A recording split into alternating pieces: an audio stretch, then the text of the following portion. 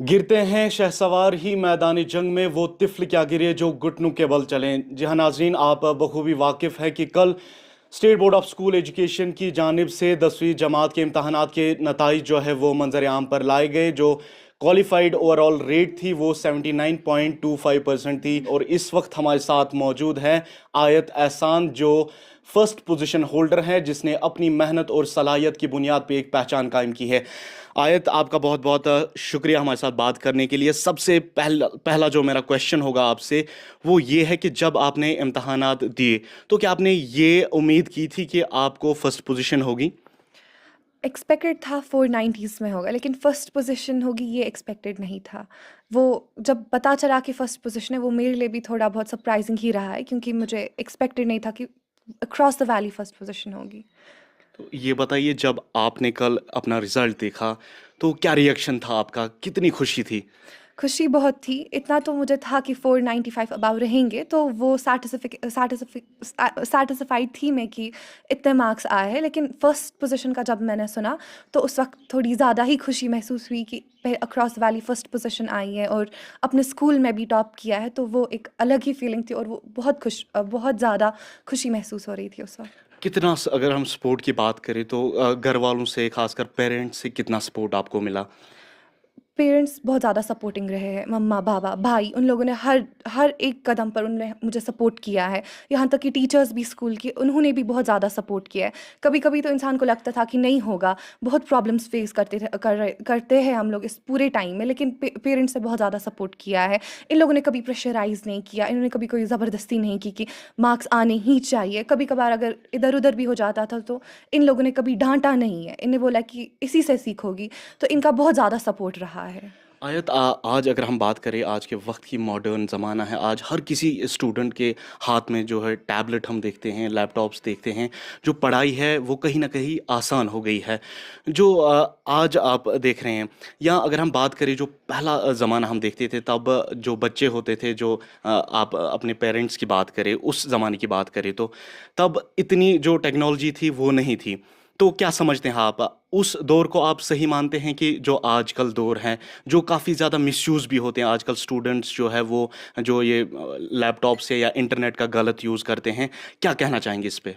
Technological advancements की वजह से बहुत ज़्यादा फ़ायदे भी हुए, मतलब घर बैठे भी इसके थ्रू पढ़ाई की जा सकती है। अब कुछ लोग इसको बहुत गलत तरीके से यूज़ किया करते हैं। हम्म। अगर इसको हम सही तरीके से यूज़ करें, तो इससे हम बहुत ज़्यादा फ़ायदा हासिल कर सकते हैं। घर बैठ के ही हम पढ़ाई भी कर सकते हैं इसके थ्रू। तो अगर इसको हम अच्छी तरीके से यूज़ करें, तो हमारे लिए तो वो बहुत ज़्यादा अच्छा है। ये टेक्नोलॉजिकल एडवांसमेंट्स है हमारे लिए बहुत अच्छी है। लेकिन अब जो लोग इसको मिसयूज़ करते हैं, ये उनकी उनकी उनकी वजह से प्रॉब्लम्स क्रिएट हो जाती है। लेकिन ये एडवांसमेंट्स हमारे लिए बहुत ज़्यादा हेल्पफुल है, क्योंकि इसके थ्रू हम बहुत कुछ कर सकते हैं। 498 मार्क्स आपने ऑब्टेन किए हैं आउट ऑफ 500।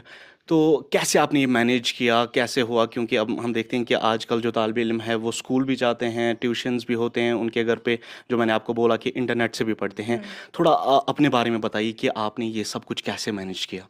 ट्यूशन्स कभी नहीं गई हूँ मैं 10th तक। मैंने जो पढ़ा है स्कूल में पढ़ा है। स्कूल वालों का बहुत बड़ा क्रेडिट है उसमें। उन लोगों ने हमें बहुत अच्छे से पढ़ाया। ये उन्हीं की मेहनत का नतीजा है। तो अगर स्कूल ही जाएँगे ना,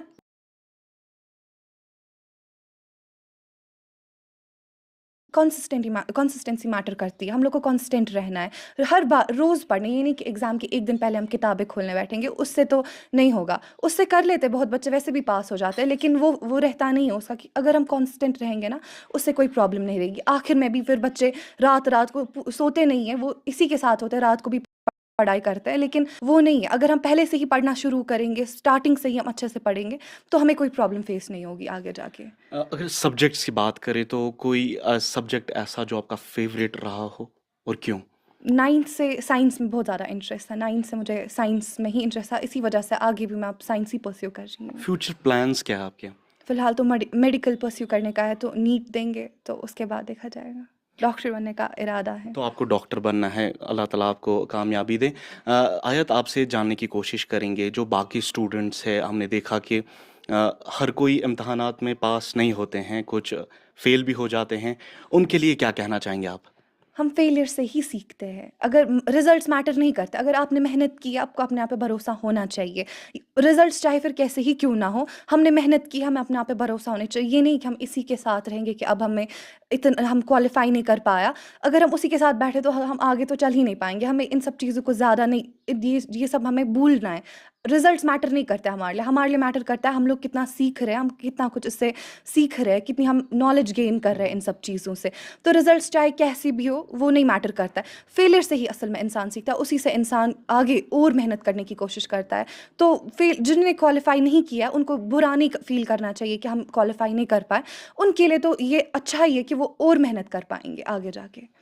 तो आखिर में आपसे जानने की कोशिश करेंगे हम कि आपने 498 मार्क्स ऑब्टेन किए हैं और फर्स्ट पोजीशन होल्डर हैं आप, अगर हम श्रीनगर की बात करें तो आप क्या कहेंगे वो स्टूडेंट्स जो अब अचीव करना चाहते हैं अपने एग्ज़ाम्स में आना चाहते हैं, उनके लिए कोई टिप या स्टडी आपने कैसे मैनेज की, कोई स्टडी टिप्स देना चाहेंगे आप उनको? बस मैं इतना कहूँगी कि कांस्टेंट रहना है, रोज़ पढ़ना। अगर हम एक ही घंटा पढ़ेंगे ना, लेकिन पूरी कंसंट्रेशन के साथ पढ़ेंगे, उतना ही काफ़ी है। ये नहीं है कि अब हम बोलेंगे कल करेंगे, परसों करेंगे, उसी से बहुत कुछ मतलब पाइल अप हो जाता है, फिर बहुत प्रॉब्लम्स होती है। अगर हम पहले से ही कंसिस्टेंट रहेंगे तो वो ज़्यादा बेटर रहता है हमारे लिए, उससे कोई प्रॉब्लम फिर आगे नहीं होगी। आपका बहुत बहुत शुक्रिया हमारे साथ बात करने के लिए। आयत की माँ भी हमारे साथ यहाँ पे मौजूद हैं, उनसे भी बात करेंगे, उनसे जानने की कोशिश करेंगे कल जब उन्होंने ये आयत का रिज़ल्ट सुना तो क्या कुछ रिएक्शन था उनका। आपका बहुत बहुत शुक्रिया बात करने के लिए। मैं आपसे मुख्तसरन जानना चाहूँगा, जब कल रिज़ल्ट्स मंजर आम पर आए तो आपने रिज़ल्ट देखा, क्या रिएक्शन था आपका तब? खुशी का कोई ठिकाना ही नहीं था क्योंकि बहुत अच्छे मार्क्स थे, इसलिए बहुत खुश होते हैं हम। तो मुझे बताइए, आप आजकल के वक्त में हम देखते हैं कि अगर किसी बच्चे को ज़्यादा लाड प्यार करते हैं तो उसको कश्मीरी में हम बोलते हैं अमिस गो खान माजर। तुह छो बासान कि अगर सोन बच्चे सु छु परान ते तमिस छु खान माजर ज़रूरी? ज़रूरी छ ती छ ज़रूरी अटेंशन छ बच्चस दियुन, एनी हाउ छ अटेंशन दियुन। अटेंशन से दियुन। तो अजकिस वक्तस मंज अगर इस वुछो, आज छ इस वुछान कि बच्चस छ हर कान फैसिलिटी, तो यम साथ तोह आसो पोरमो तम साथ छो तोह पता कि तम साथ उसने फैसिलिटी ज़्यादा क्या। आज छ बच्चस हर क्या युस मंगान छ ती छ ब्रोह कन आसान। या अगर इस डिजिटल वर्ल्ड च कत करो, फोन छ, स्मार्ट फोन छ, सु अथस मंज। आज छ स्कूल ती, ट्यूशन ती, आज छ घरस मंज ई कान कन्फ्यूजन छ सह गस क्लियर। तु छु मानान कि अजुक वक्त छ सही कि युस तुहंद वक्त ओस सो सही?